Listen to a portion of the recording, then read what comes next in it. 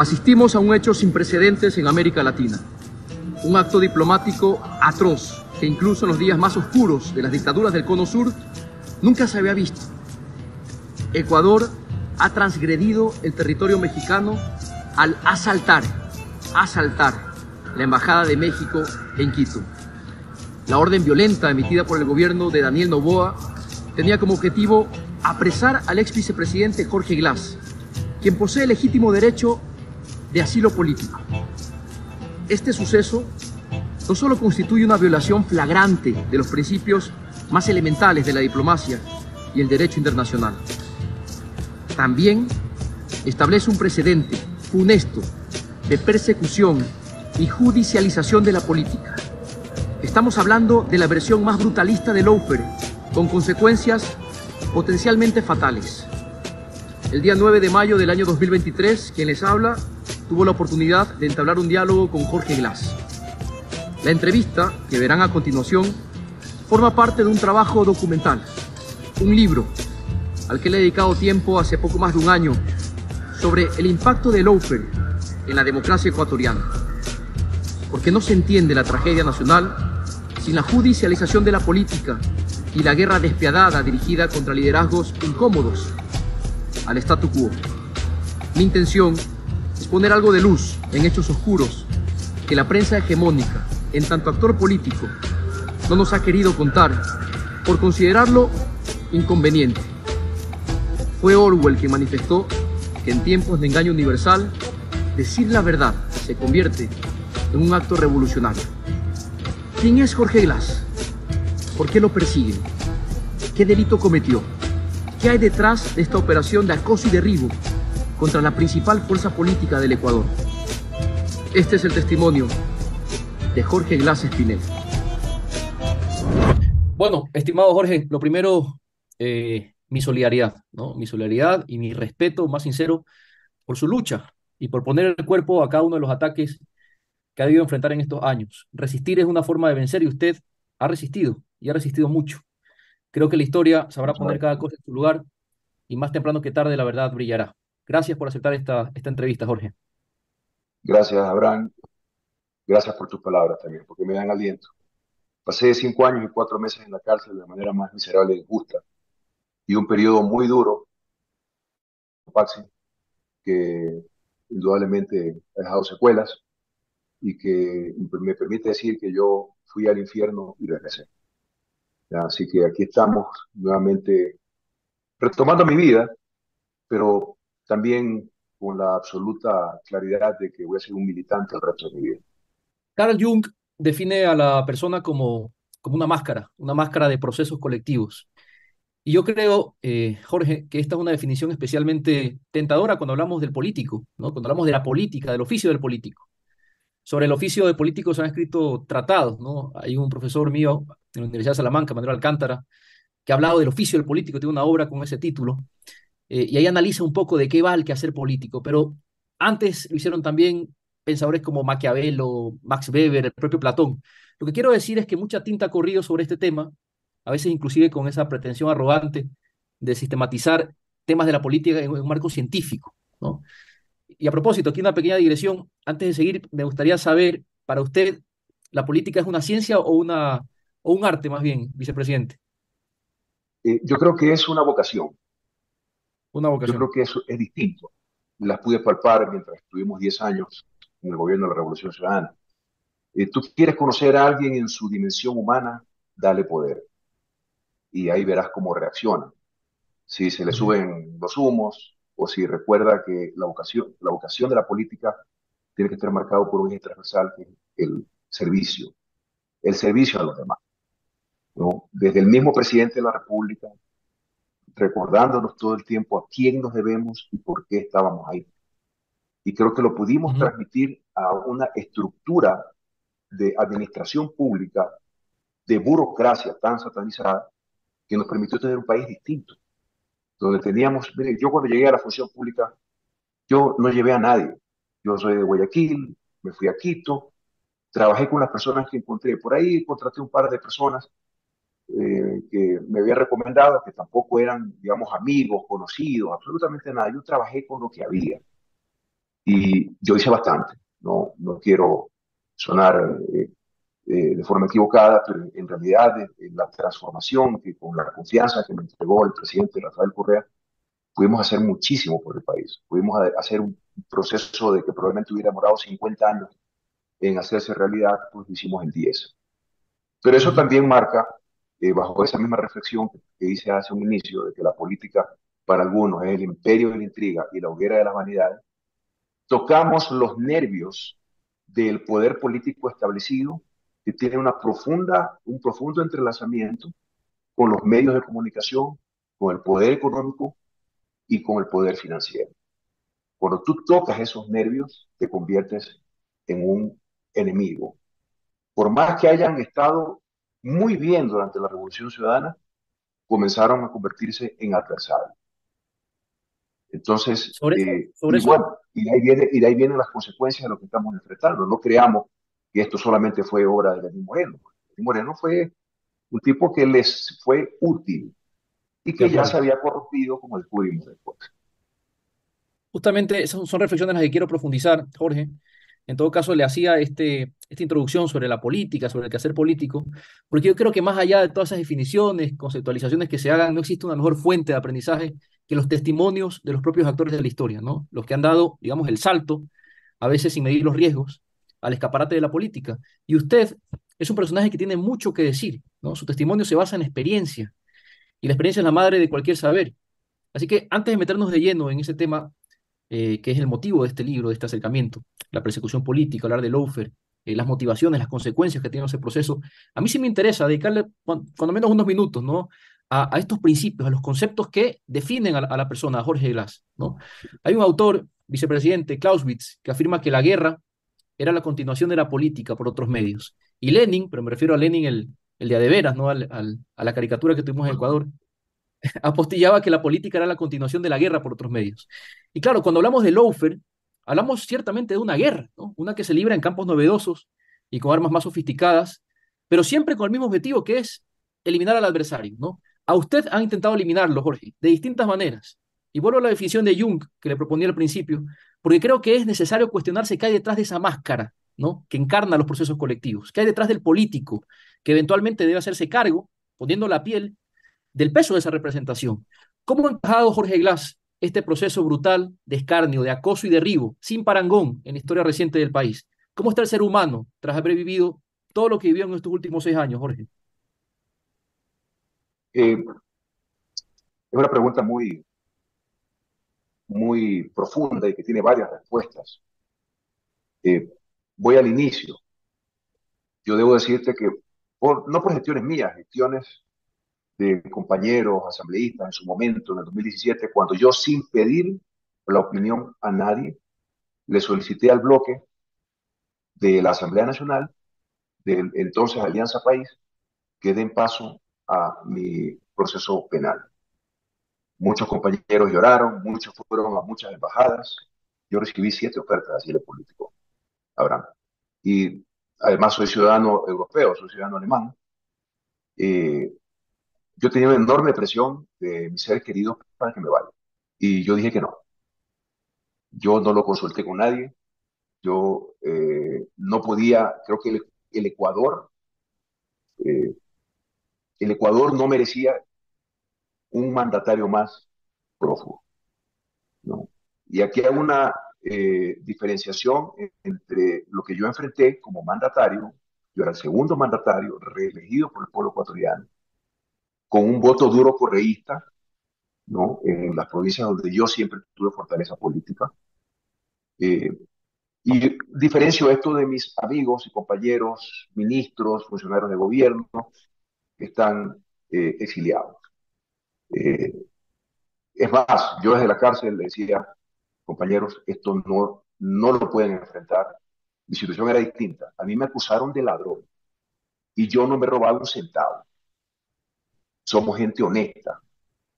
Sí, hubo corrupción por parte de algunos. Nosotros la denunciamos. Yo con mi puño y letra puse denuncia de gente que nos traicionó. Pero yo defiendo a mis compañeros porque somos gente honesta. Y yo sí les decía, compañeros, si pueden irse, váyanse. No se queden aquí. Adentro no se puede hacer mucho. Yo sí tengo que estar aquí. Te quiero contar un relato. Vino la comisionada de la CIDH para el Ecuador, de temas de persecuciones políticas, etcétera, y me visitó cuando ya estaba en la Tacoma. Tuvimos grabada, una entrevista grabada, una conversación grabada. Luego fue humillada, fue vejada, la obligaron a borrar la entrevista, pero ella en un momento de la conversación me interrumpe, me dice: Jorge, si sabes que los temas de la CIDH van a demorar mucho, pueden ser 20 años. Yo le dije: mira, Antonio Rejola, que fue hasta hace unos meses canciller en Chile, le digo: mire, le digo, comisionada, a mí más importante que salir libre es que se demuestre mi inocencia, que yo soy una persona honesta que no me robaba un centavo. ¿Cuántos millones de dólares se gastó el gobierno de Moreno para rastrear fondos ilícitos en los líderes de la Revolución Ciudadana? Y lo único que apareció fue la corrupción de él, la corrupción del poder político que tiene dinero escondido en paraísos fiscales. De ahí las teorías paranoicas de que están enterrados en el desierto, que están enterrados junto al tesoro de Atahualpa, de que cada vez que paraba el avión en una isla dejaba dinero. O sea, ni siquiera puedo calificar de tonterías, sino ya de estupideces, intereses grosero. Abraham, yo decidí entregarme con una decisión personal. Yo decidí enfrentar todo esto y con la absoluta conciencia de que yo, al menos en el gobierno de Moreno, yo no iba a salir libre, porque yo lo enfrenté. Yo tuve una serie de reuniones con él en esos pocas semanas de que yo estuve ahí en el gobierno de Moreno, y el resultado fue que me mandó a hacer la presa.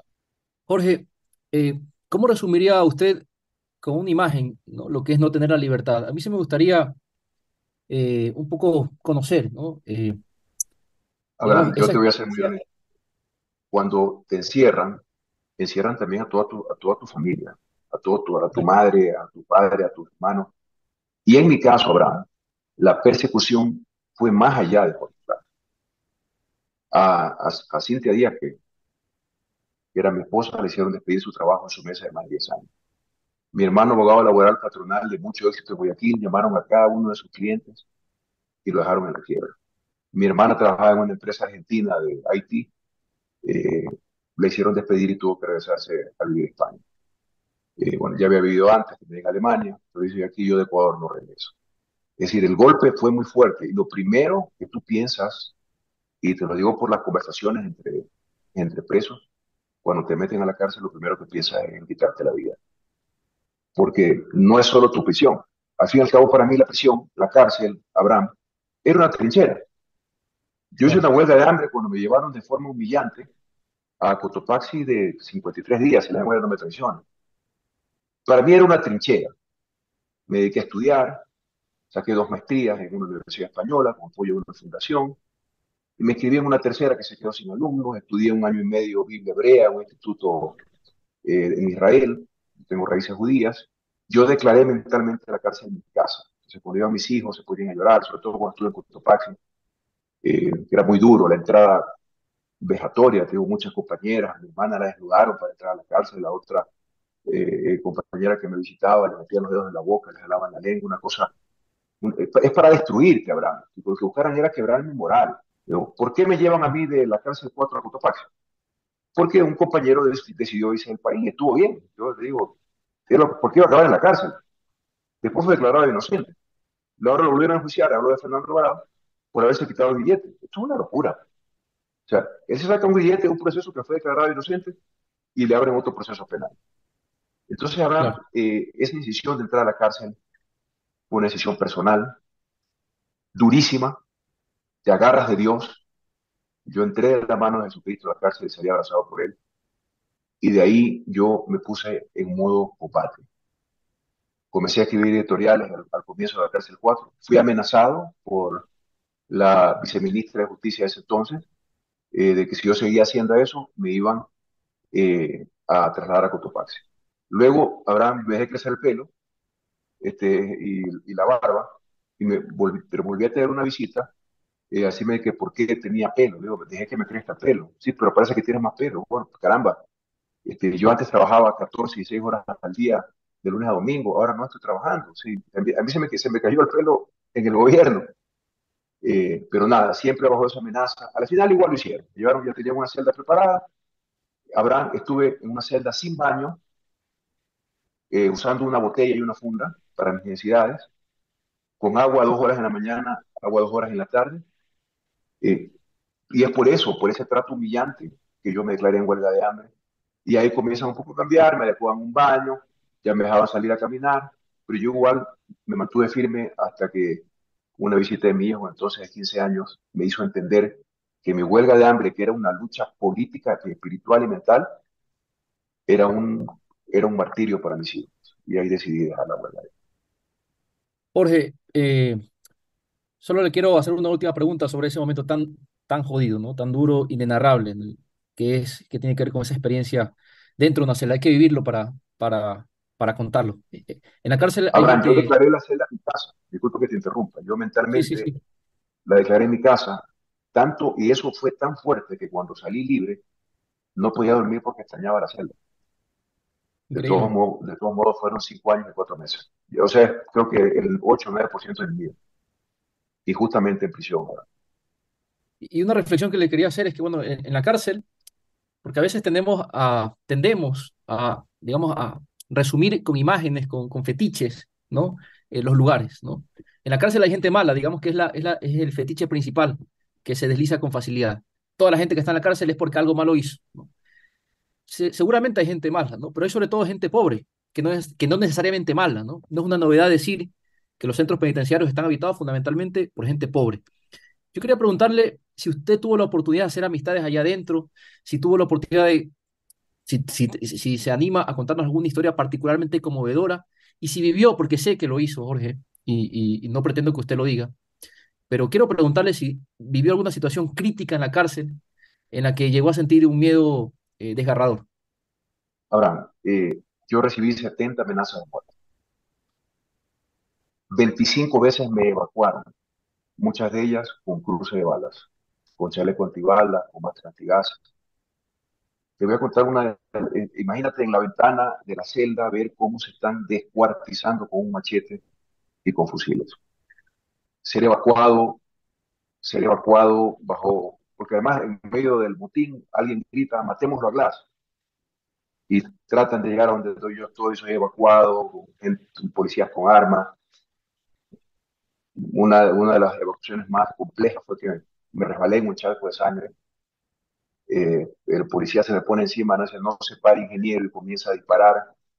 Luego tú escuchas un grito, cuerpo a tierra, bomba molotov. Luego lo escuchas y dices, no, no ha sido una bomba molotov, sino una cabeza encendida.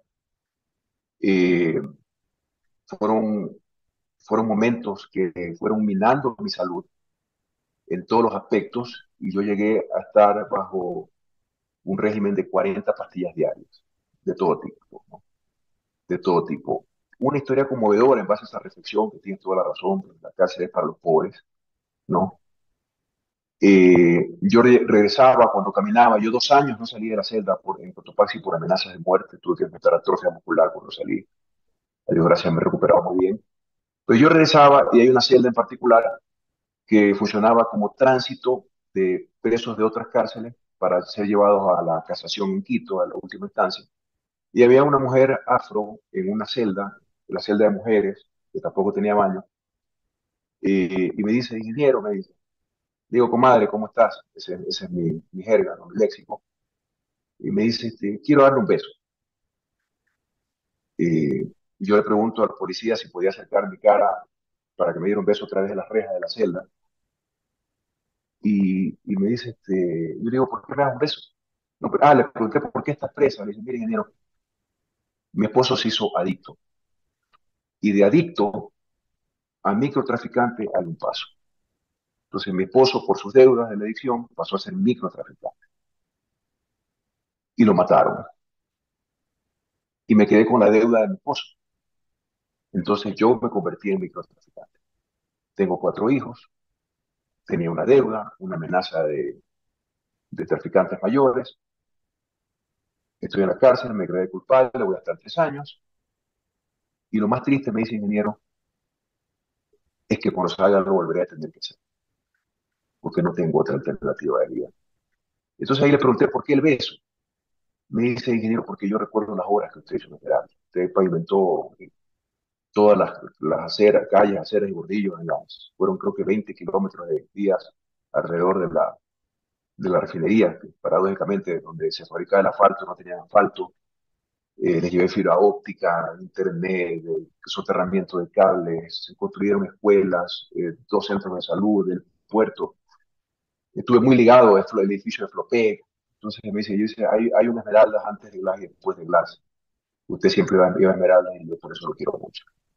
Ahí es cuando tú te derrumbas, ¿no? Cuando hay otra anécdota, es que a las 10 de la noche, cuando estaba repleto, pues yo estuve en una área muy pequeña, pero llegaron a meter 120 personas, las conversaciones, lo que yo les califiqué y las tengo escritas, los diálogos de la miseria, donde comienzan a conversar entre las celdas, ¿no? Yo no escuchando, me dice, eh, ¿quién está ahí? No, María. ¿Y por qué estás presa? Tráfico. ¿Cuánto? 8 años. ¿Y tú? No, yo estoy 25 años. ¿Por qué? Por asesinato, matar a mi esposa. Y así eran horas y horas de diálogo entre las personas que estaban ahí.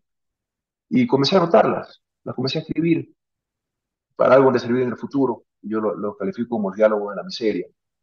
Y para cerrarte el tema de personas que conocí, bueno, yo conocí porque estuvieron, la parte donde yo estaba, que era transitoria, también tenía una parte como de castigo, donde celdas de aislamiento, donde pasaron todos los líderes de las bandas, que te quiero decir, creo que ya todos están muertos, los han asesinado a esta altura, o dentro o fuera de la casa, no quiero dar nombre, porque eso arriesgaría mi vida, donde yo recibía amenazas de muerte muy frontales, porque son gente que fue apresada durante el gobierno de la Revolución Ciudadana, a pesar de que yo no tuve nada que ver en el Frente de Seguridad, y eso todos lo conocen, pero era un miembro del gobierno de la Revolución Ciudadana, entonces muchos de los líderes de la banda fueron trasladados a otras cárceles por las amenazas de muerte contra la persona hasta que se volvió incontrolable. Ya era un tema de que, momentos dramáticos, surge el tema de INA Papers, siempre me usaban como mecanismo de chantaje, me van a ver los guías, Abraham, para llevarme al pabellón de máxima seguridad. Yo me quedo en shock, ahí hubiera sido asesinado en 3 días. Eh, Luego entra uno de los presos que estaban ahí en transitoria, también tengo un mensaje del líder de máxima, que lo van a recibir y tiene que pagar $10,000 para que no le hagan el bautizo, que son 3 violadas. Me pidieron dinero para no violarme. Entonces yo lo que hice fue cogí una bufanda, yo dormía en una cama de una litera, la parte de arriba no estaba, pero me amarré a la reja, me senté en la cama, me amarré el cuello de la reja de una manera muy, muy apretada, y yo dije, pues bueno, pues si me quieren llevar a la fuerza me van a desnucar, ¿no? Y ahí me quedé por varias horas, y bajó el director, y yo cumplo órdenes de la señora Romo, del señor Moreno, comprenda que yo no es mi decisión, le digo, señor director, no sea cobarde, y yo de aquí no me muevo, tendrán que desnucarme para ello. Y así estuve varias horas, el director hasta se quebró en llanto, hasta que desistieron de la intención de ser trasladado al pabellón de máxima seguridad. Y ahí te puedo contar muchas historias, no voy a dar nombres de los líderes de las distintas organizaciones directivas con las que compartí o recibí amenazas, pero fue muy duro. Hasta que yo tomé la decisión de no salir de la celda. Solo salía una vez al economato a la semana, por actitud 30 minutos, y yo hice de un espacio de 3x3 mi mundo.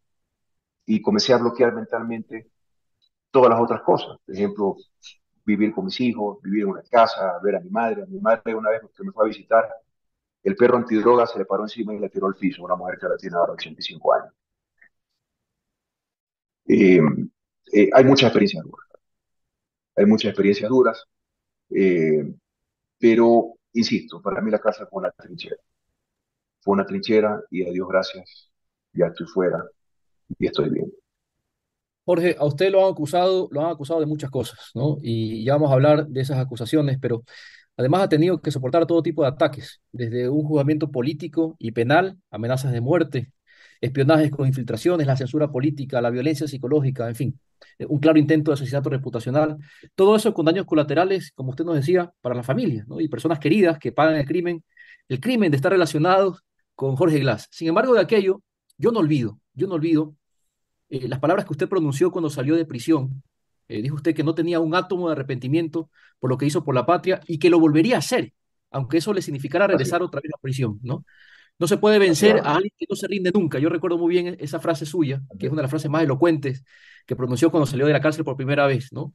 Y habló también usted, Jorge, del odio, y dijo que, algo que para mí es muy significativo, dijo que una sociedad sin odio, donde se respeten las diferencias, sería dar un paso gigante para el desarrollo. Yo quería proponerle una reflexión sobre el odio. A mí me interesa mucho que podamos, y creo que la sociedad merece, ¿no?, acercarse al odio como fenómeno político, porque es un tema que debemos erradicar. ¿Qué hay detrás del odio político y cómo procesó todo ese odio dirigido hacia usted y hacia la identidad política que usted representaba en esos años de soledad en una celda, Jorge? En una celda tú piensas mucho, Abraham. Eh, Te quiero decir que yo desde la cárcel perdoné a todos los que me hicieron esto. No, un Carlos Vaca, por mencionar, sí, uno de los traidores, que pudo haber evitado esto. Y todo lo que le ha costado al país. Ya, dejemos un instante de lado a Jorge Glass. Te ratifico mis palabras, yo no tengo un átomo de arrepentimiento de lo que hicimos por esta patria.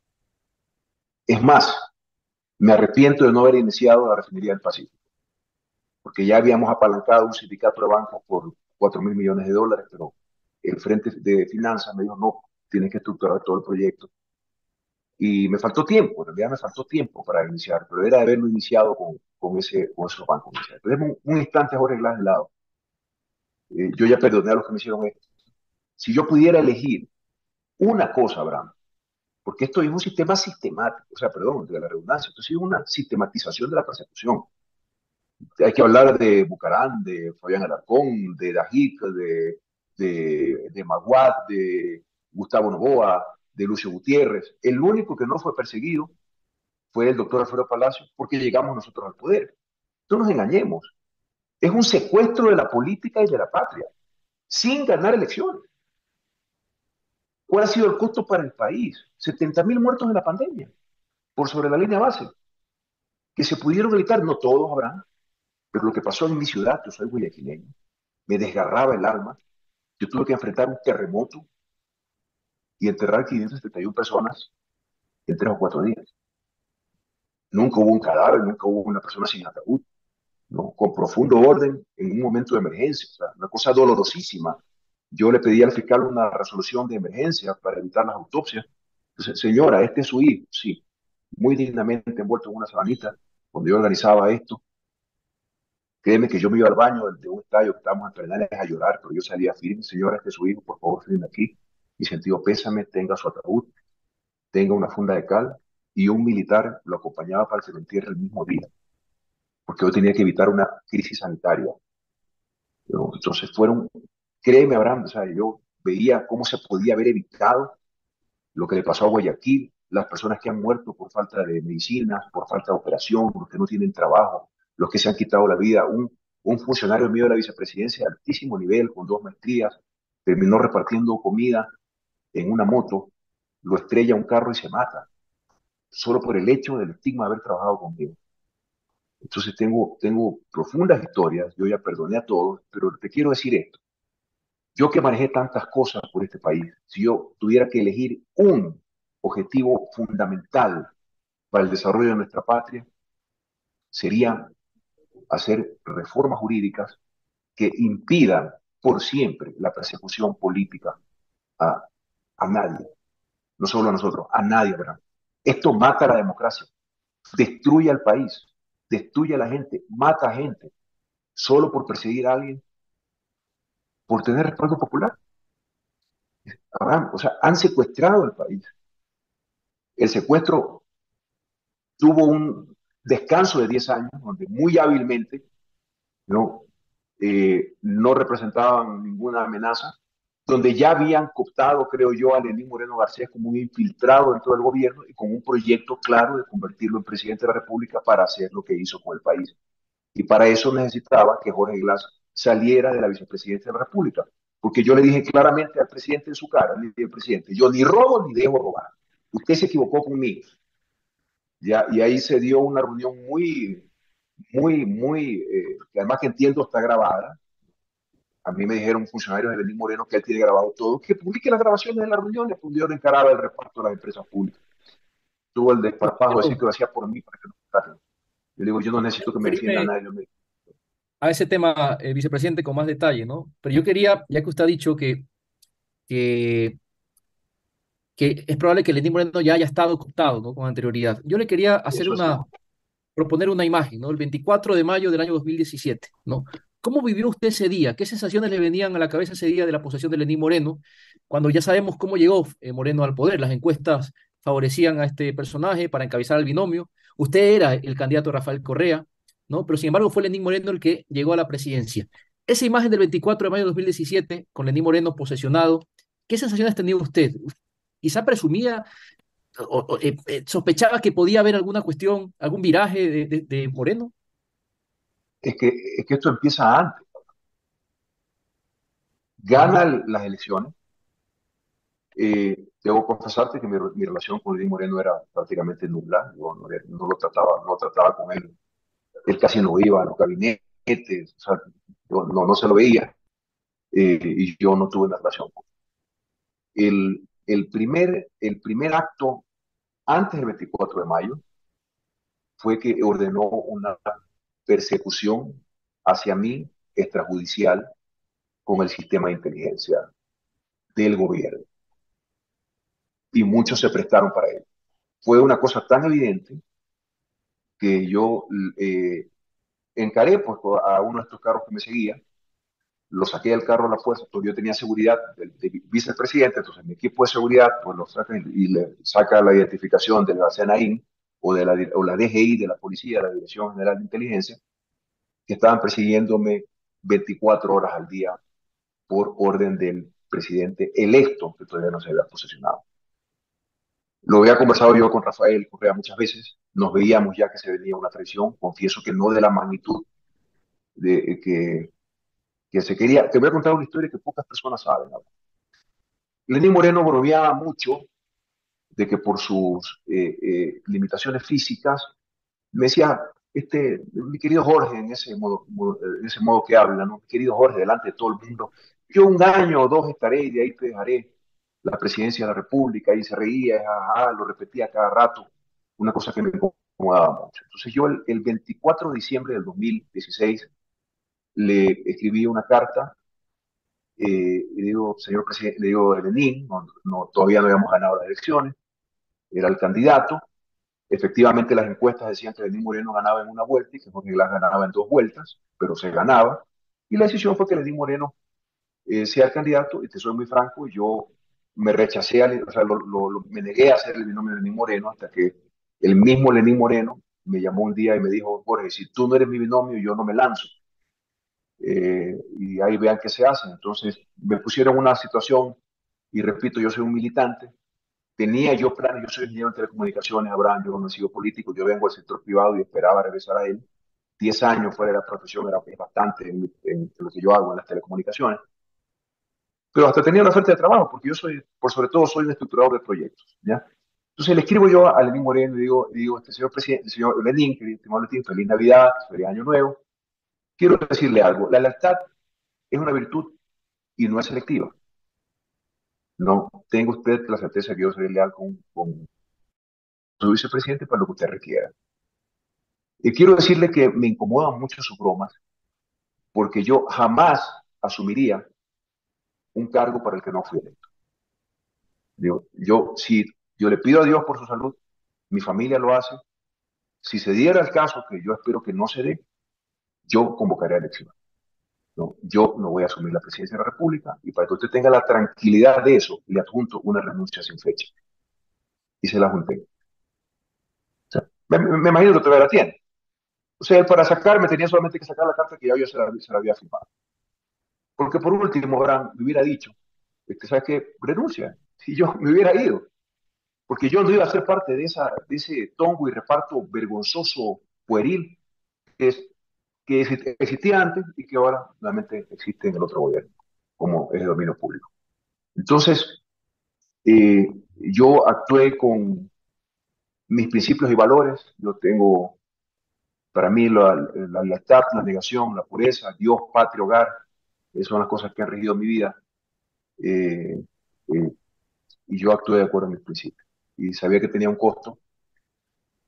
Confieso, yo dije, bueno, con este juicio no pensé que me iban a poner veintitantas indagaciones penales, al igual que el presidente Correa. Pero, en fin, fue una decisión, te digo, no me arrepiento. Tampoco me arrepiento de haber ido a prisión, porque les di toda la oportunidad de que prueben, ya estando preso, de que yo había hecho algo malo.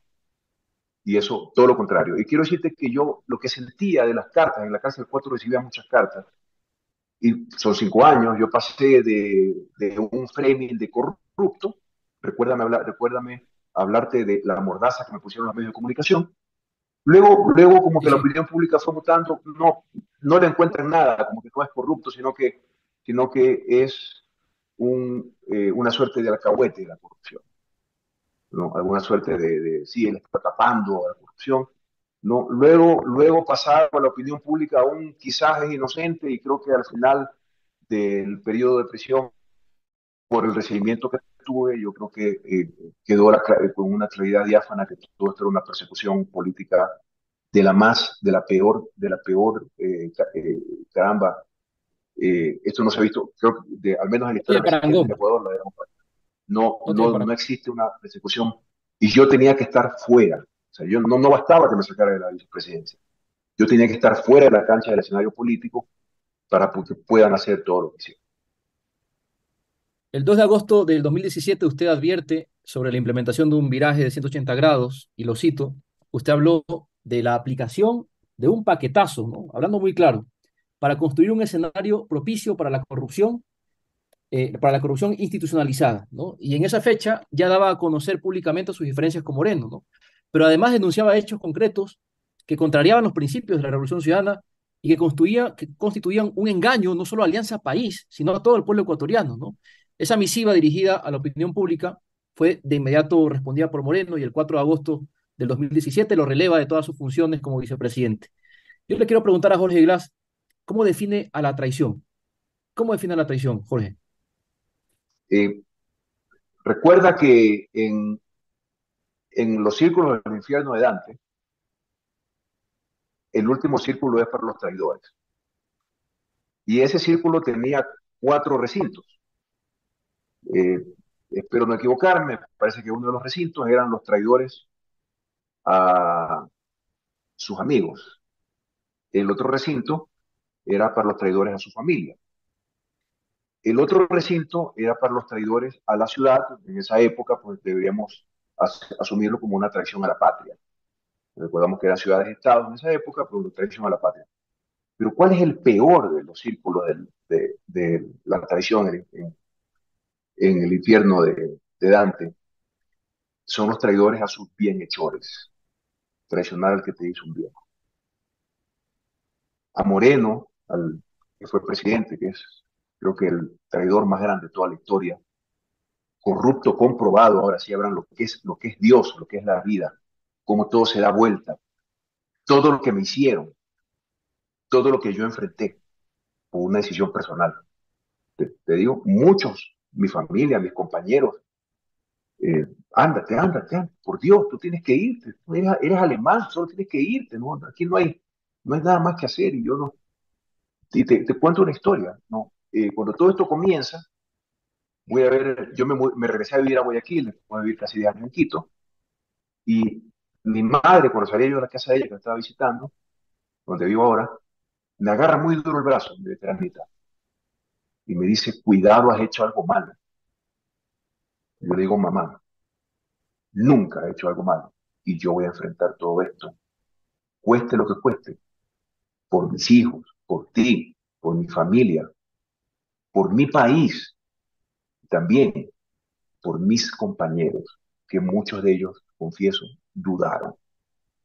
Una posición muy cómoda y pobrecito se fregó.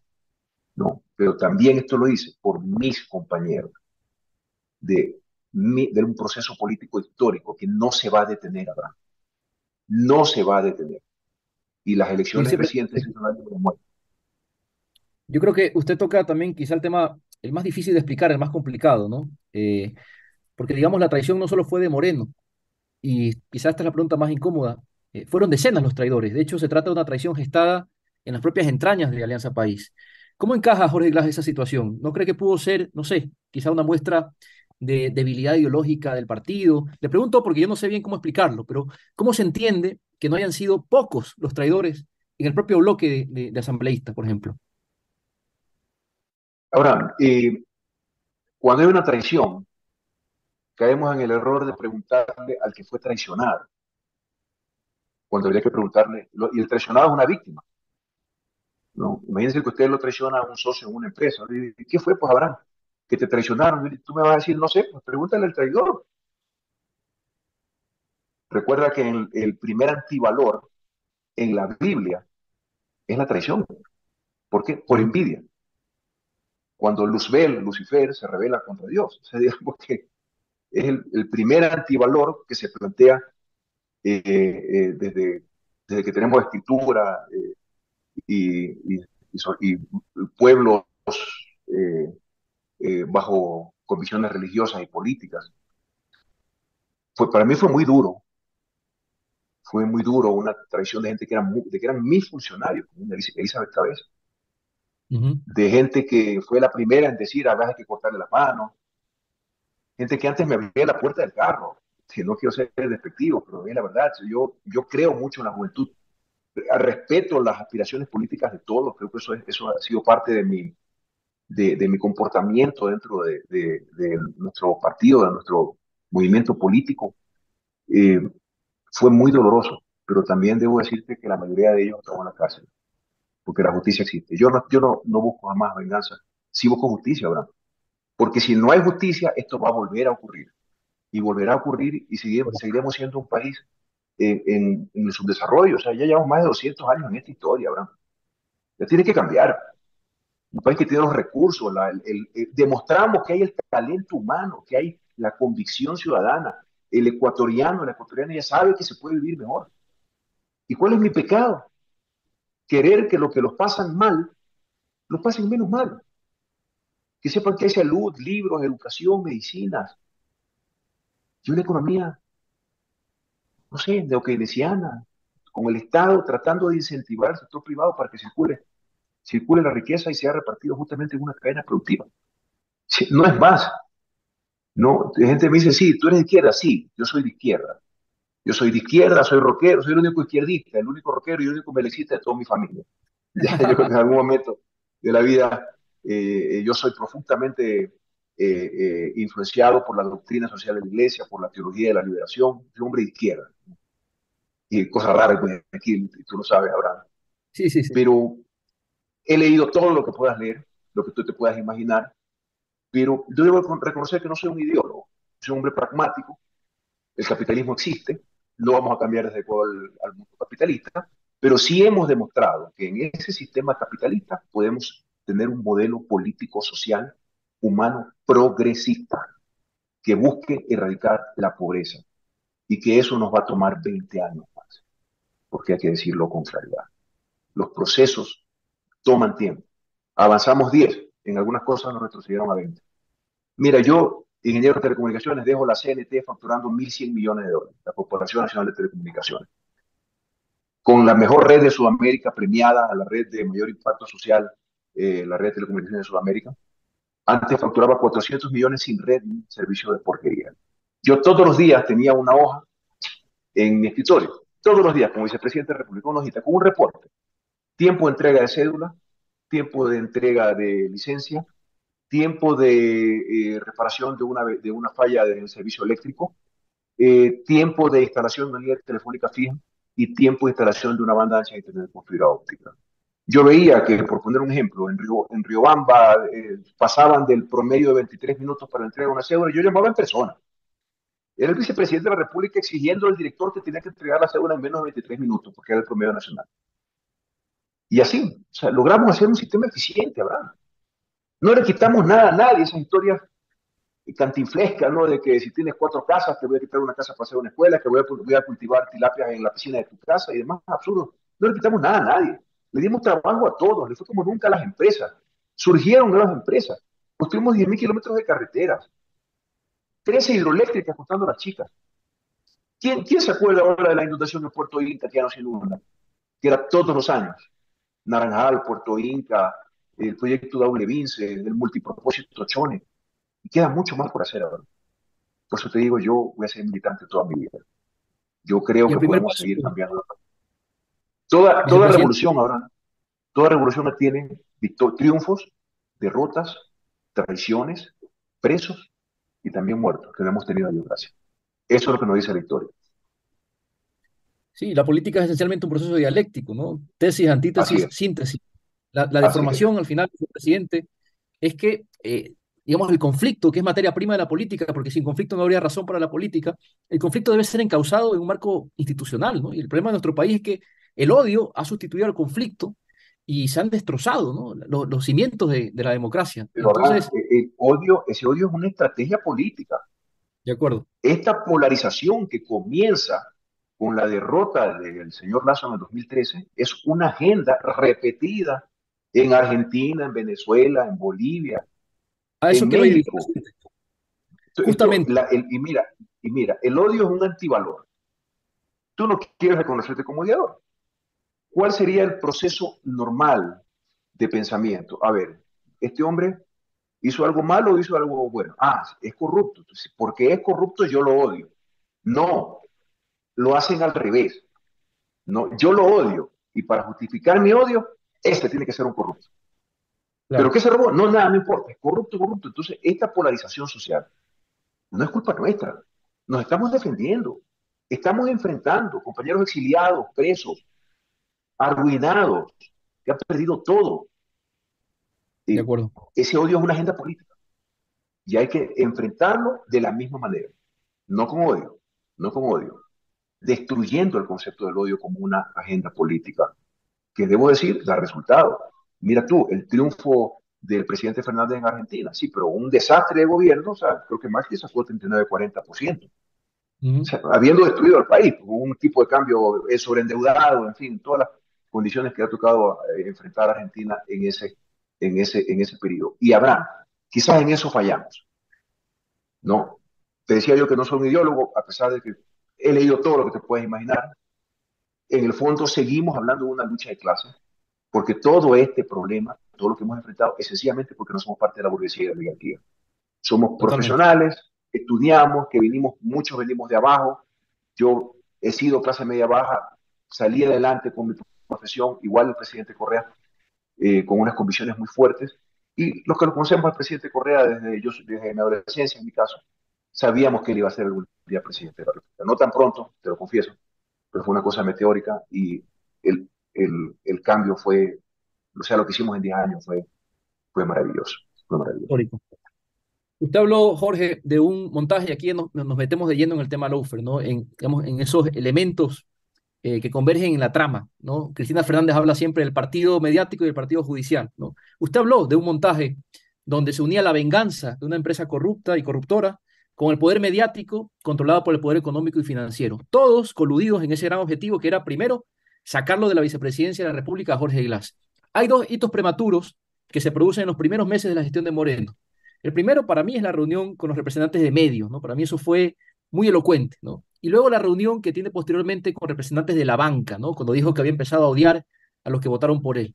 Quería preguntarle, vamos primero con los medios de comunicación, Jorge, que usted me dijo que no dejemos de hablar de ese tema y para mí me parece fundamental. Yo le dedico un capítulo entero en el libro al tema medios de comunicación. ¿Qué papel, qué rol jugaron los medios en la persecución contra Jorge Glass? Ahora, te hago un antecedente. Yo fui un comunicador como una cosa que surgió por accidente en mi vida. Yo administraba un grupo de empresas que en determinado momento decide comprar unos canales de televisión en Guayaquil, Quito y Santa Elena. Y había un programa de negocios ahí que se llamaba Gestión Empresarial, que era de negocios, ¿no? Pero un día se enfermó el conductor y como era en vivo, me dijeron, oiga, usted habla de petróleo, habla de política, habla de energía, habla de regulación, haga una entrevista mientras se recupera el conductor. Sí, me quedé creo que 8 o 9 años. O sea, me cayó un diputado que era el invitado, caramba, fue un debate muy intenso, muy fuerte. Porque yo soy un técnico, o sea, a mí no me vengas con cosas, yo soy un hombre de números, y esa quizás fue mi fortaleza. Yo fui entrevistador, no es mi profesión, pero yo entrevistaba todos los días y se convirtió en el primer programa claramente progresista de izquierda que no ha vuelto a existir en la historia de la televisión ecuatoriana, un canal chiquito, un canal UHF, pero yo pasé a ser el delegado de los canales UHF en la Asociación Ecuatoriana de Canales de Televisión. O sea, con los grandes, los canales UHF. O sea, tenía una relación muy estrecha, hasta que entré al gobierno. Y como no se acogieron sugerencias de ministros y de otras cosas y de trámites, pasamos a ser los adversarios. Y te cuento eso como antecedente, que no es que yo estaba en contra de los medios de comunicación, yo era parte de los medios de comunicación, de alguna medida pequeña, pero era parte. Y sencillamente, cuando estalla el problema, yo salgo a defenderme, yo puedo defenderme, porque ¿qué le representa a Jorge Glass ahora? Esa es una pregunta que se puede hacer. ¿Y por qué le cayeron tanto? Sí, dicen que pagaron como 10 millones de dólares pues, para que me enjuicien y para salvarse el problema penal. Pero hay que recordar un poco lo que le hizo Jorge Glass a Odebrecht. Primer problema con la hidroeléctrica San Francisco. Los expulsamos del país, esto lo sabe poca gente, vino Marcelo Odebrecht en su avión privado de él, me pide una reunión y me dice, mire, yo sé que usted es un político, que quiere usted resaltar con esto, yo no vamos a decir nada, yo voy a arreglar la hidroeléctrica, efectivamente hay unos errores y después le paso la factura. La factura. Si yo estoy reclamando por una obra mal hecha, no que si yo me metí al túnel, yo vi la dejada, había hasta una carreta dentro del túnel, que se habían olvidado. ¿No? ¿Cómo puede ser que el túnel no esté revestido? Por nada, por nada. Eso sucede en muy pocas ocasiones cuando la roca es muy dura. Este no es el caso, había unas cavernas, no había túnel. Usted o responde por la hidroeléctrica o se larga del país. Entonces él me dice, mira, me dice Jorge, yo soy Marcelo Odebrecht. Tú estás aquí como un funcionario público y después no vas a estar, pero te vas a arrepentir. Acuérdate de Marcelo Odebrecht. Y se fue.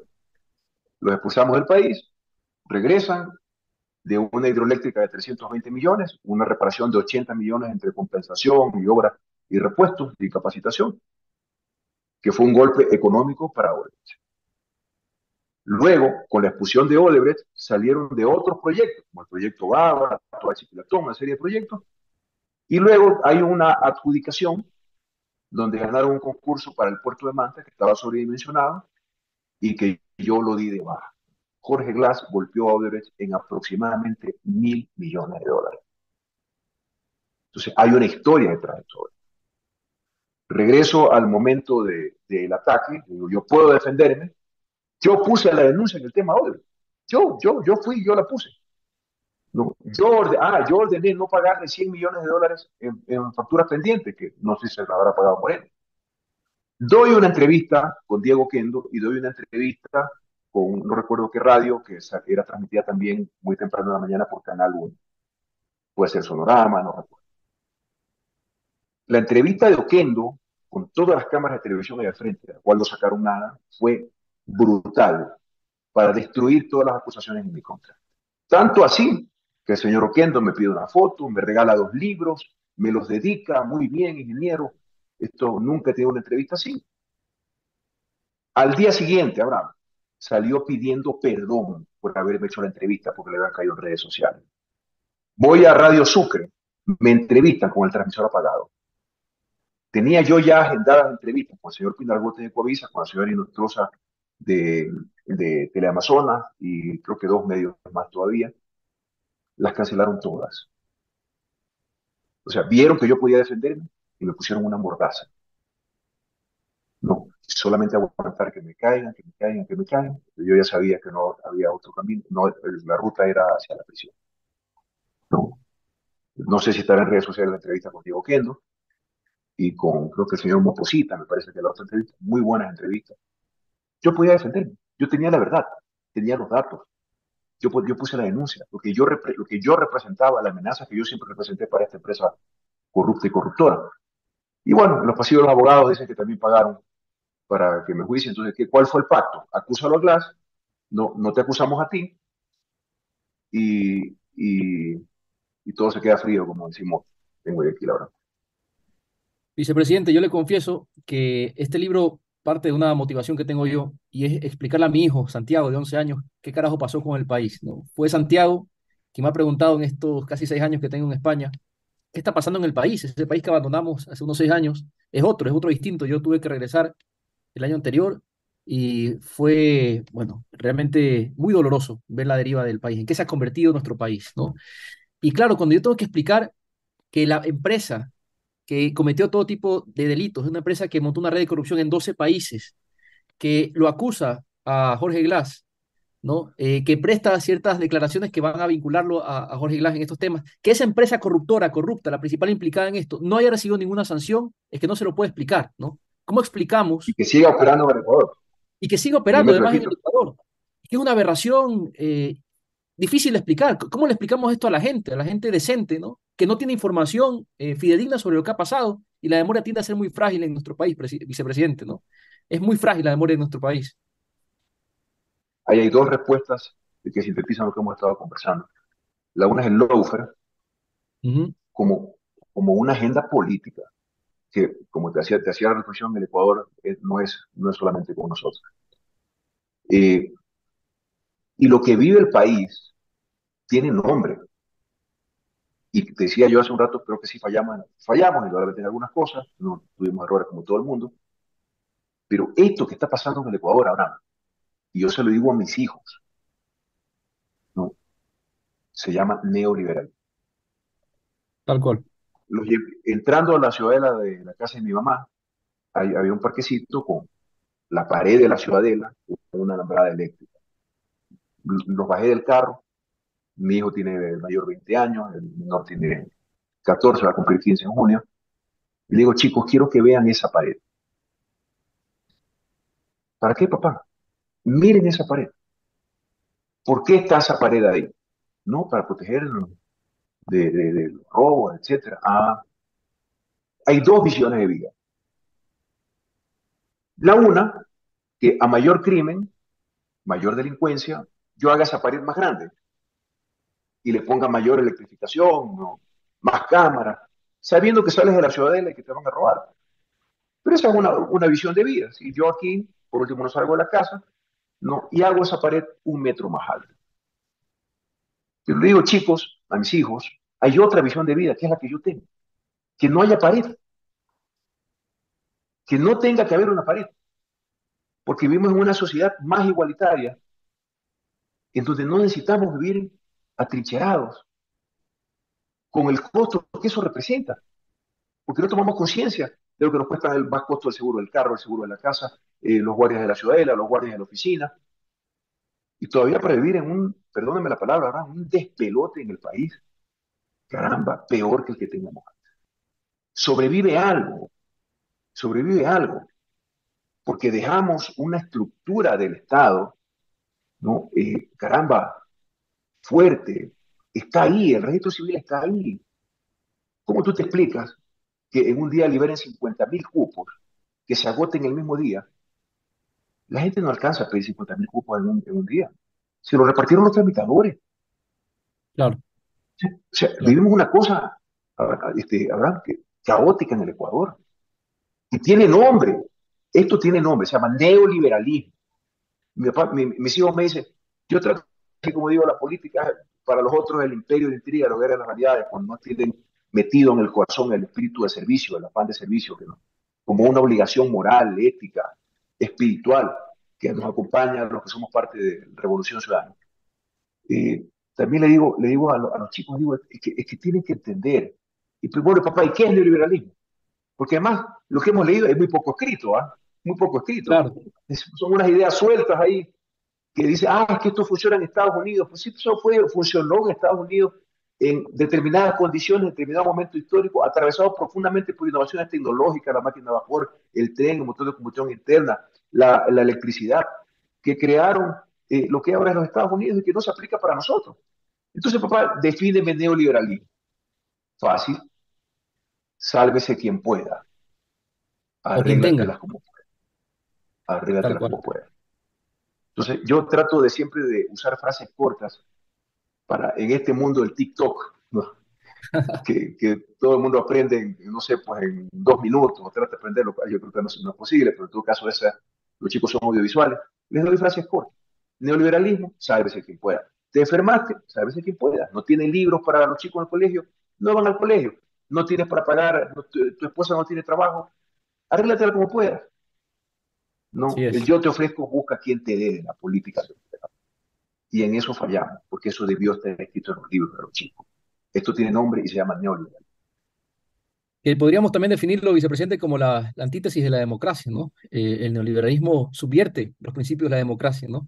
La desigualdad es mala per se, pero lo es sobre todo porque subvierte la posibilidad de libertad real de los muchos. Y a veces la izquierda tenemos ese problema de explicar qué es la libertad, cómo la concebimos nosotros, ¿no? Hay otros Es que casos, vicepresidente. primero, Sí, tienes toda la razón, eh, pero ese sálvese quien pueda es una agenda política. de Y acuerdo. en eso, si Y cultural, los neoliberales tenían una agenda política, luego atravesada en la región por ya un proceso en gestación de persecución política, teníamos que haber radicalizado en la conciencia colectiva lo que representa esa palabra nefasta que significa neoliberalismo. Es la totalmente de acuerdo. desgracia. Vicepresidente, caso Singue, ¿no? El 25 de enero del 2021, un tribunal decidió que usted, los exministros Carlos Pareja Yanusel y Wilson Pastor y unos más sean sentenciados, ¿no? Como coautores del delito de peculado por participar supuestamente en una adjudicación irregular de un campo petrolero en Sucumbíos. Esto supuestamente habría causado un perjuicio enorme para el Estado. ¿Qué comentarios tiene sobre este caso que ya fue declarado nulo?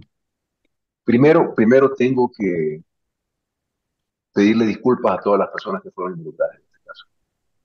Yo fui amenazado por el presidente Moreno con ese informe sin firma.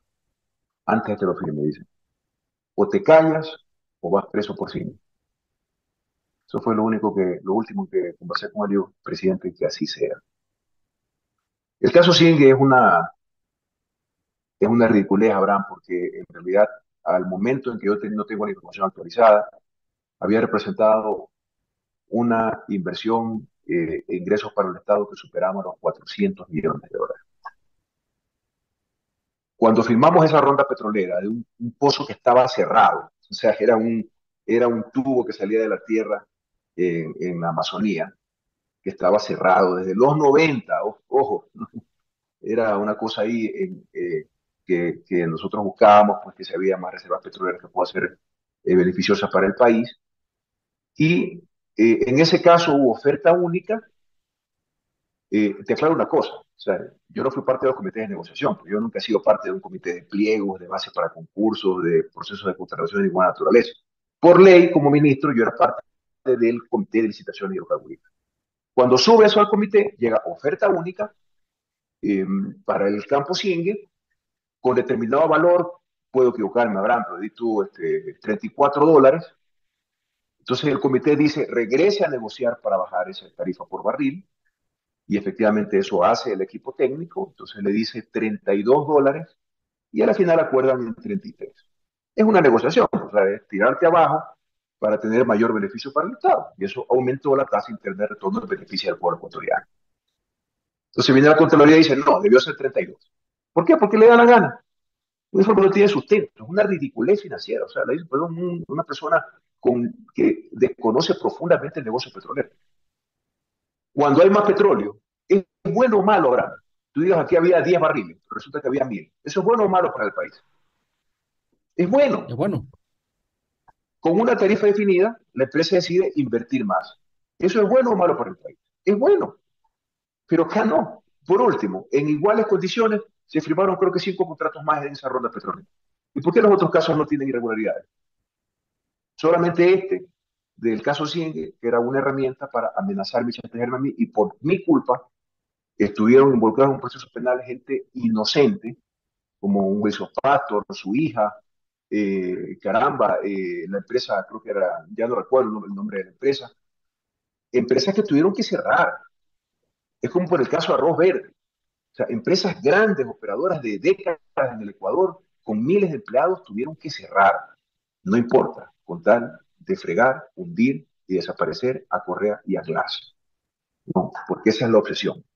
Aquí hay la cosa contra el presidente Correa y que tuvo la deferencia, me dio la oportunidad de servirle como su vicepresidente y que lo volvería a hacer, lo volvería a hacer con el presidente Correa. Jorge, hay un tema que ha sido muy poco conocido, ¿no?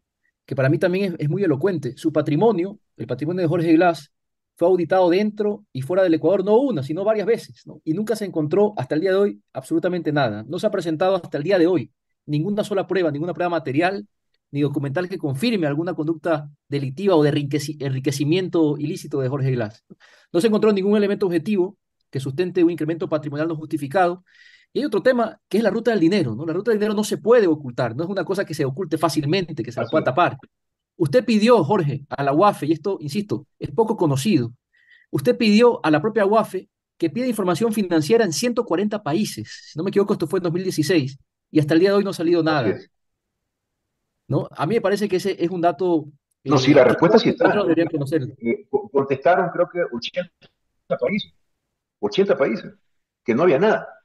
Voy más allá, mira, yo siempre he sido muy metódico y cuidadoso en que cada cosa esté registrada. Yo vivía de mi salario y el salario de mi esposo, que ganaba muy bien en una empresa privada, que nada tiene que ver con el gobierno, trabaja ahí desde antes de que yo entré a la política.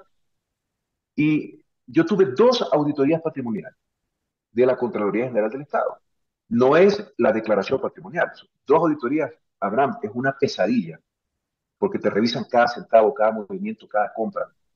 No, yo era muy cuidadoso, ¿no? El señor Contralor del Estado. He vendido este carro, producto de lo cual he recibido un cheque de tal cantidad de dinero que además lo he entregado a la concesionaria para comprar otro carro nuevo de estas características, adjunto mi actualización de declaración patrimonial para que quede registrado los cambios. Entonces, puede ser tortuoso proceso de revisar cada consumo, cada gasto, cada ingreso, no solo de Jorge Glass, sino también del núcleo familiar. ¿Ya? Tengo dos auditorías patrimoniales completamente limpias. Luego de eso, para el juicio, pedí informe del Servicio de Rentas Internas, servicio de la UAP, informe de la UAP. Se anexaron los informes de todos los países involucrados en la red de corrupción de Odebrecht, ¿no? Estados Unidos, Panamá, Brasil, informe de la Superintendencia de Bancos. Yo estaba con unos días penitenciarios, yo estaba preso en el juicio, Abraham. Todos los días y los policías ingenieros se salvó, se salvó. Me salvé. Yo estoy preso, pero ingeniero, sí. O sea, a mí no me nombraron en el juicio, Abraham. Tú le Claro. preguntabas a cada una de las personas que estaban ahí de la empresa privada, ¿lo conocen? A Jorge Glass, nunca lo he visto, nunca, alguna lo había un recorrido, no, nunca he hablado con él. No, con toda esa documentación, solo se quedaron con la declaración de Santos, que ya estaba pactada con el gobierno, y me condenan con un código de rogado, sin principio Increíble, de favorabilidad. Porque por increíble. último, si era con el código anterior, tenía que coger la menor pena, o sea, 5 años. ¿Por qué no me dejan los 5 años? Porque con 5 años yo podía pedir la suspensión condicional de la pena y regresar a la vicepresidencia. Me clavaron 6 años Claro. y comenzó esta pesadilla, No, Abraham, vicepresidente, el caso que Sobornos, todavía sigue. digamos, yo he hablado ya con algunos juristas, ¿no? Con Baltasar Garzón, con Aitor Martínez, el mismo Zaffaroni, y todos coinciden en algo, ¿no? Es el paradigma del lawfare, de la aberración jurídica más grande, más grotesca que se haya visto en América Latina, no solo en Ecuador, ¿no? Durante el juicio, como usted decía, la Fiscalía presentó alrededor de 70 supuestos testigos, si no estoy mal con el dato, y la mayoría de ellos eran peritos técnicos encargados de traducir, transcribir, requisar, inspeccionar, confirmar la existencia Abraham, del lugar, Abraham, y nadie lo y menciona, eran Jorge. policías. Esto es muy importante. Nadie, a mí no me nombran. Pero, Abraham, aquí hay otra deficiencia en estos procesos judiciales. Los peritos son de la policía Ujú. y la policía está supeditada a una Al cadena de ministerio. mando, de cabos a sargentos, sargentos a suboficiales, de subtenientes a tenientes, teniente a capitán, capitán a mayor, mayor a teniente coronel, coronel, coronel general, 1, 2, 3. Y todos ellos están supeditados al Ministerio de Gobierno. Claro. Y ya sabemos quién Imagínate, o está sea, en ahí ese estaba ministerio. la señora Romo, o sea, Claro, ¿Qué podías esperar? ¿No? ¿Tú crees que un cabo va a desobedecer a la orden de un general que recibe la orden de una ministra? O claro, sea, hay que claro, repensar esto. Yo te lo decía al inicio. O sea, hay que trabajar para que esto nunca vuelva a ocurrir. Para que si tú de vas a ser acuerdo. juzgado por un tema petrolero, venga un financiero de la OPEP a que haga un análisis y que nos diga si está bien o está mal hecho. Y no estar dependiente de personas que no tienen la capacidad, que a duras penas saben calcular, no saben ni lo que es un ban, Abraham. Y a mí en el caso Arroz Verde, Claro, claro. nadie me nombra. Es una cosa, pero claro, yo tenía que estar ahí porque si no, no llegaban al presidente Correa. Está por demás decirte que yo recibí también la proposición de la fiscalía, acúselo al presidente y usted se salva. ¿No? Está por demás decirte que también lo hicieron conmigo. Ese es un dato. Bueno, y los otros acusados, incluyendo los tres confesos, niegan haber tenido contacto o participación alguna con usted en las actividades que se investigaban, ¿no? Si el autor principal del hecho, José Santos, es sobreseído y los otros acusados no conocen al vicepresidente e indican incluso que están siendo utilizados para implicarlo, entonces, ¿de qué asociación ilícita estamos hablando? O sea, es que esto realmente es muy grave, o sea, es Abraham, una aberración Abraham, inenarrable. mira, hay dos versiones distintas de contradictorias de Santos.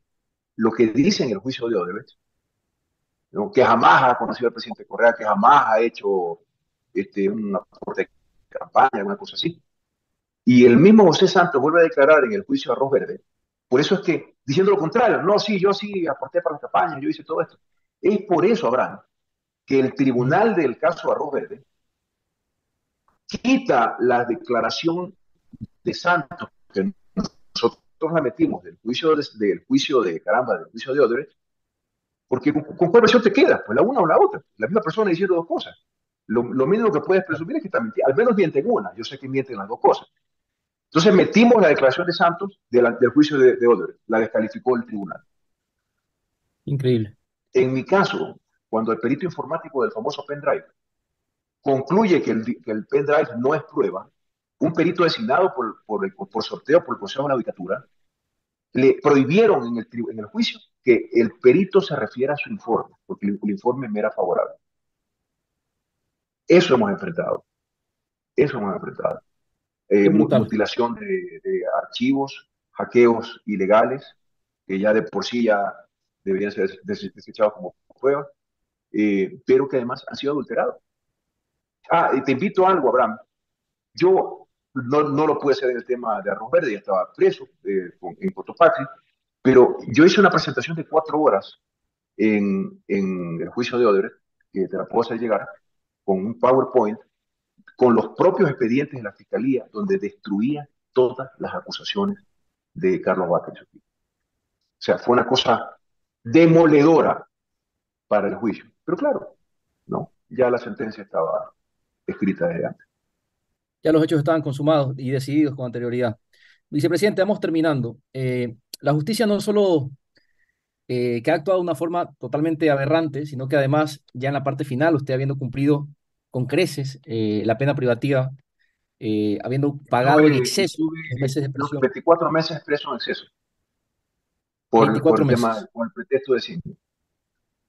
Y Terrible. además la justicia destituye al juez que le concedió la libertad a través de un habeas corpus, luego sancionan inclusive me parece al director de la cárcel, ¿no? Que ordenó, digamos, cumplió con la orden de excarcelación, que tenían simplemente que acatar esa orden.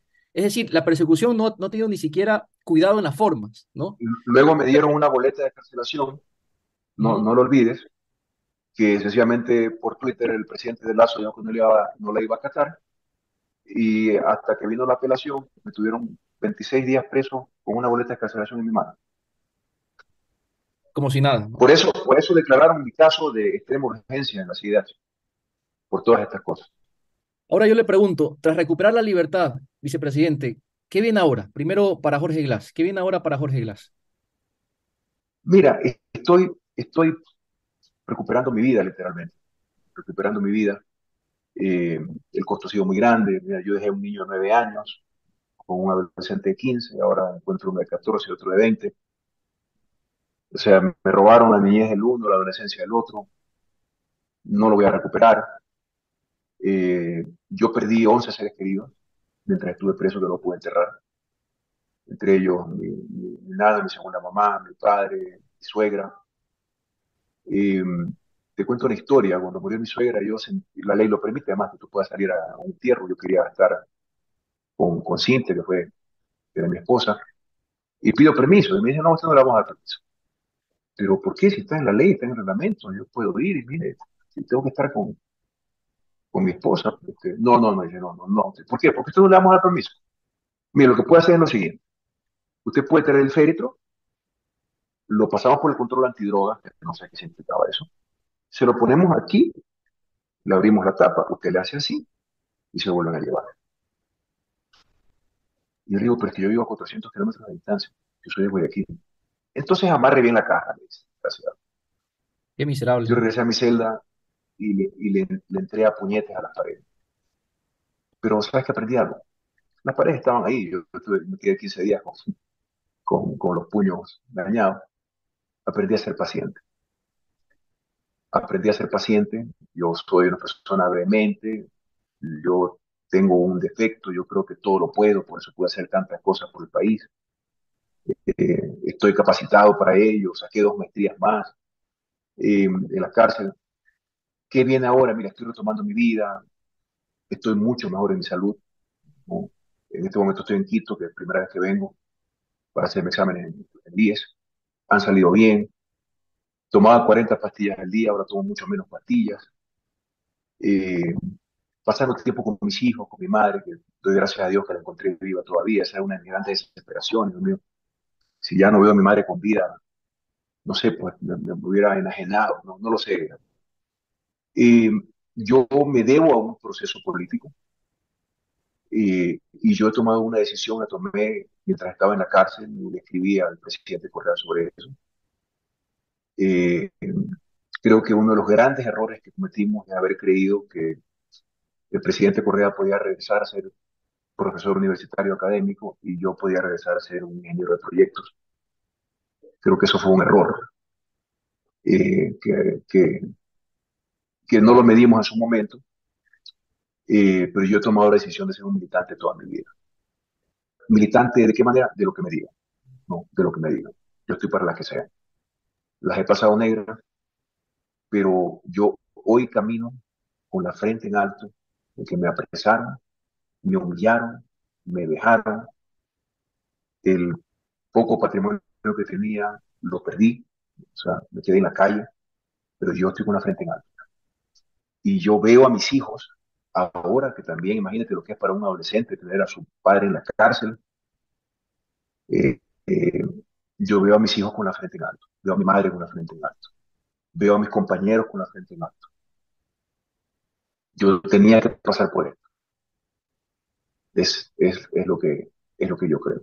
Yo tenía que pasar por esto y bueno, aquí estamos, en medio de un momento muy al que hacemos esta grabación y no quiero opinar mucho de eso, la conmoción política que se vive dentro del Ecuador, pero más allá de cualquier cosa, yo estoy seguro de que podemos sacar a nuestro país de la pobreza y tener Eso es lo, una sociedad equitativa, humana, sin delincuencia, con trabajo, con talento humano. Eh, lo podemos hacer. esa sería la Podemos última ir por pregunta. ese plan de industrialización. Justamente, Jorge, quería hacerle esa última pregunta, ¿no? Hablemos del futuro de la Revolución Ciudadana, ¿no? ¿Cómo vislumbra el día después, una vez que Ecuador retome el sendero de la democracia, ¿no? ¿Qué posibilidades le ve a la Revolución Ciudadana? Tenemos que convocar a un proceso de reconstrucción nacional, porque hay que reconstruir todo, ¿no? O sea, por poner, disculpa que insista en el ejemplo de la CNT, hicimos un modelo de empresa de acuerdo a un estándar, que no lo recuerdo el nombre, pero diseñado por la UIT, que es la máxima, es como la ONU en telecomunicaciones, la Unión Internacional de Telecomunicaciones. Sencillamente llegaron, no, aquí hay mucha gente, eliminaron todas las gerencias, entre ellas la de comercialización. Eliminaron gente, despidieron personas.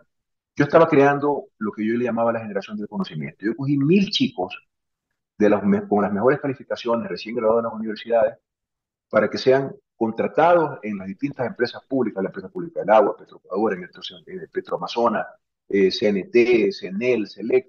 Se fueron a capacitar, Abraham, al Instituto del Río Yangtze, el instituto más grande de China de manejo de recursos hídricos, inglés, para refinerías en Houston, modelos de comercialización, gente que fue a Ciudad Huawei a ver lo máximo en telecomunicaciones. Fueron 1.000 chicos, nos despidieron a todos los hablando. Tenemos que convocar un proceso de reconstrucción nacional, dejar de lado el odio, ¿ya? Nadie debe ser perseguido, Abraham. Nadie, con nuestros adversarios. Yo seré muy firme en eso. Yo que he vivido, no lo puede vivir nadie, nunca jamás en este país. Nunca. Al día siguiente, tenemos que convocar a un proceso de reconstrucción nacional. Un país unido, sin odio. Y yo creo que lo vamos a conseguir. La gente ya se dio cuenta, no solo que estamos mejorando, sino que somos perseguidos políticos. Y lo digo porque sigo siendo perseguido hasta que no estén todos los temas judiciales cerrados. Tú sabes que yo tengo un indicio de responsabilidad penal de la Contraloría General del Estado por el Parque de Las Vegas de Puerto Viejo, que no sé si has tenido la oportunidad de conocerlo. En el centro de Puerto Viejo, donde se cayeron todos los edificios, se construyó un parque precioso, que yo no lo conozco, porque además se determinó que el suelo no daba, no daba para construir edificios nuevamente ahí. La Contraloría dice que como el parque no estaba antes del terremoto, no era reconstrucción, es especulado y Glass tiene que ir 14 años a la cárcel. La ley era reconstrucción y reactivación productiva, pero para que veas el nivel de idiotez ya a la que hemos llegado. Así que la persecución no se detiene todavía, pero hay que detenerla. ¿No? Y yo creo que a medida que volvamos a reconstruir ese sendero hacia progresista, hacia una sociedad más equitativa, el odio irá desapareciendo. Porque más es un odio sin sustento. Jorge, Es un odio de clase. sí, Es un sí, odio de sí, clase. Regresamos a Lenin y a Marx.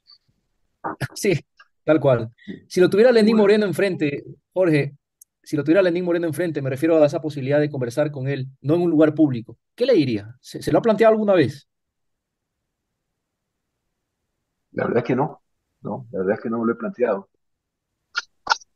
Le diría que lo he perdonado y le diría que tenga la valentía de enfrentar la justicia como yo lo hice.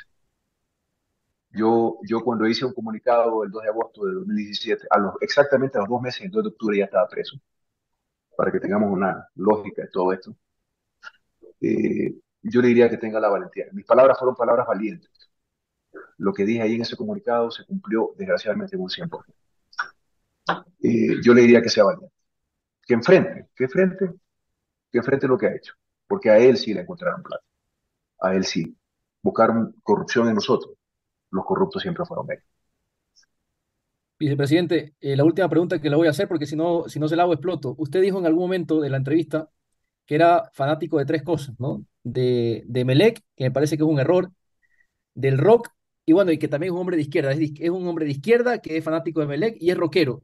Cuando usted habla de los grupos de rock que tiene en mente, los de su referencia, los que lo acompañan siempre, lánceme por lo menos unos tres nombres, unas tres recomendaciones para ver si estamos en sintonía. ¿No? De Rolling Stone, Iron Maiden, Ah, AC/DC, bien. Ángeles del Infierno, Rata Blanca, caramba, Bon Jovi, Nirvana. Estamos en Y en también el mismo lado. te diría que desde Nirvana no ha salido, bueno, tenemos Radiohead, pero así de heavy metal, Kiss que ya se retira, ¿no? Metallica, por si acaso, ¿no le gusta?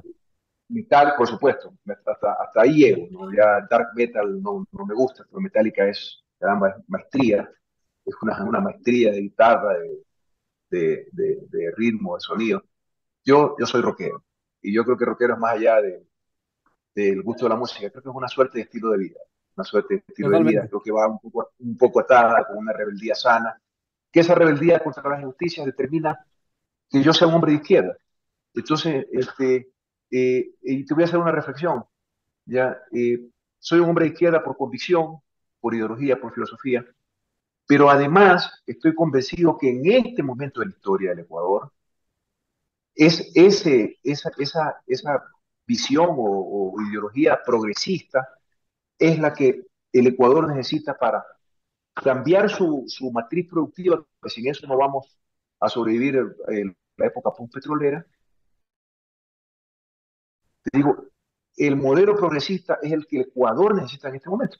Si fuera otro modelo, yo también lo reconocería. ¿Sabes qué? Yo soy izquierdista, vengan los de la derecha, ya no hay pobreza, administren un Ecuador distinto, Pero te aseguro que si eso ocurriera, lo volverían a empobrecer como están haciendo ahora. Entonces, eso es, Abraham. Yo te agradezco mucho No, ha sido al una contrario. apasionante conversación y te digo, y hay muchas historias de la cárcel que creo que valdría la pena comentar. Bueno, Jorge, No deja de ser un aprendizaje doloroso, pero un aprendizaje. no, yo le quiero agradecer desde el corazón, ¿no? Por la confianza, por esta deferencia que ha tenido de regalarnos tiempo precioso que usted está recuperando. Y bueno, la verdad es que inspira, Jorge, verlo a usted ahí, ¿no? Resistente, en la lucha, con los bríos intactos y con esa declaración que mueve tanto, que convoca tanto, ¿no? Usted volvería a hacer todo lo que ha hecho porque no se arrepiente de esa transformación que cambió al país, ¿no? Así que mi saludo afectuoso, mi cariño y bueno, mucha fuerza, Jorge, en las batallas que se vienen. Ahí estaremos también. Gracias, Abraham, yo lo sé. Te mando un abrazo. Un fuerte abrazo y seguimos en contacto. Chao, chao, Seguimos en la vicepresidente. lucha.